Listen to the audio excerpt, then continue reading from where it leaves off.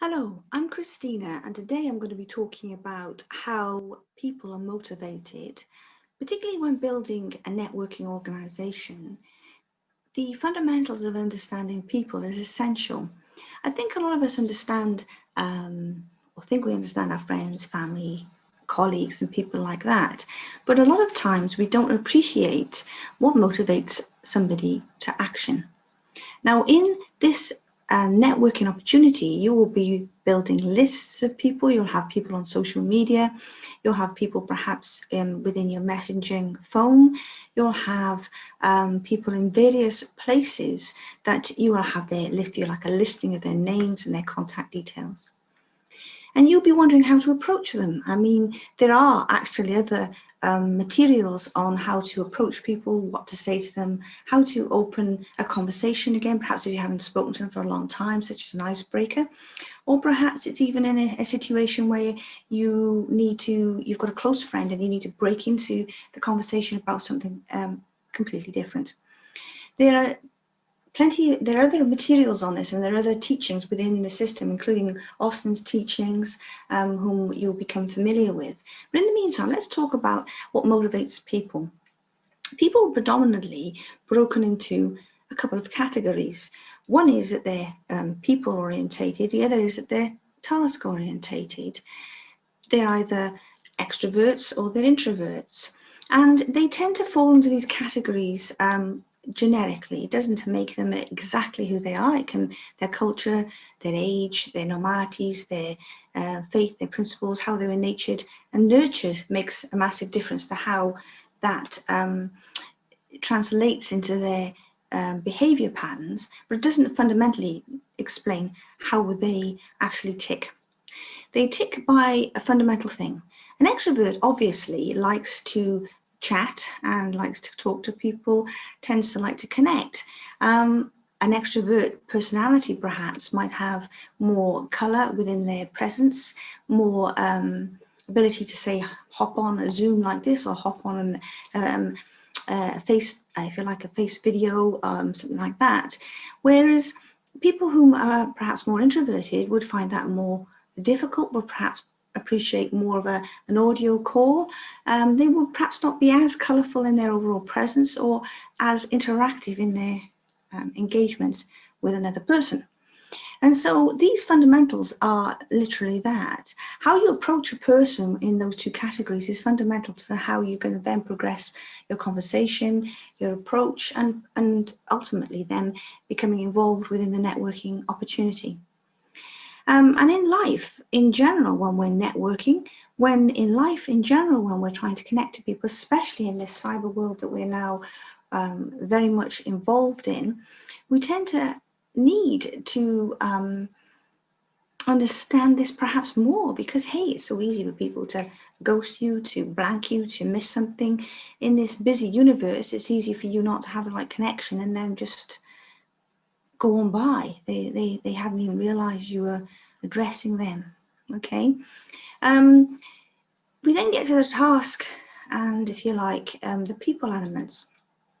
Obviously, a task-oriented person speaks for itself. They like to get tasks done before perhaps they'll get with people or go out to a party or go out to the restaurant or go and do something more enjoyable. They want to get something done. Then you get your other side of it, which is a people-oriented people. Clearly, they like to get around people, often don't get things done so easily, often can digress and get involved in other things and go off on a tangent.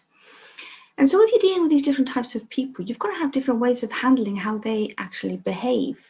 If they're task orientated, then you want to give them a purpose, a meaning, a doing action, something that they can actually get their teeth into and actually progress forwards.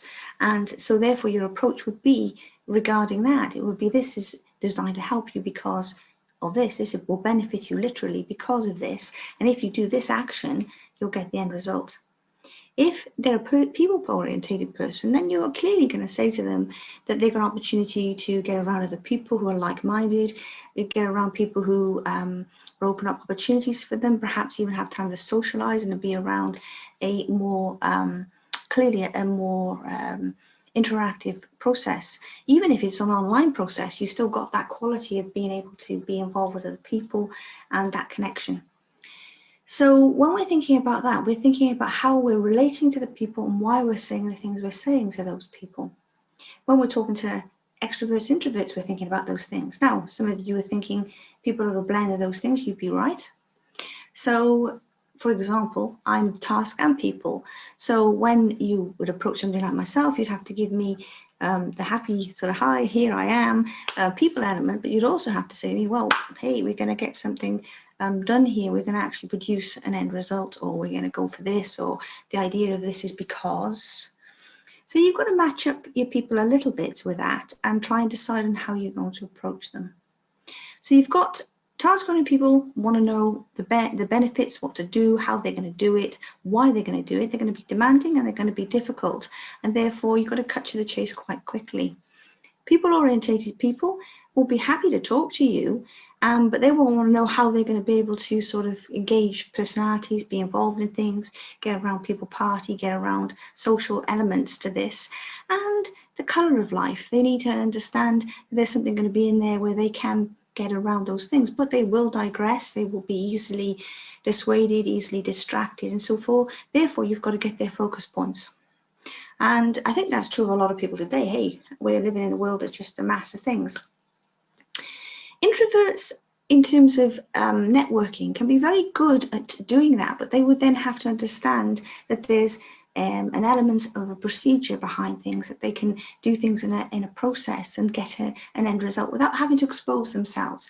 So if you're offering them an opportunity, or you're offering them an invitation to be involved in something, you have to make it clear that there's a procedural task-orientated quality to that, whether they can get an end result without maybe using social media, maybe using presentations and things like that, and they will be more comfortable with that. If you're obviously, you have your out-and-out extroverts, they'll pretty much take on anything, but they do need to have a focus point. So they will need to have something they're going towards, something they want, a desire, a dream. I mean, we all want things like we want freedom. We definitely want security in these times. We want financial supports and finance money. And, you know, we've got to always be thinking around those qualities. All of us want those things, whoever we are. So when approaching people, try and get a fundamental feel for whom you're speaking to. I mean, the Greeks were the first to come up with these ideas of, if you like, personality traits, personalities in themselves, which they call choleric, phlegmatic, sanguine, and melancholic. And then, as those words suggest to you, you know, a choleric is somebody that is driven, determined, task-orientated, focused. A sanguine is a happy-go-lucky extrovert, go with whatever, will be involved in various projects.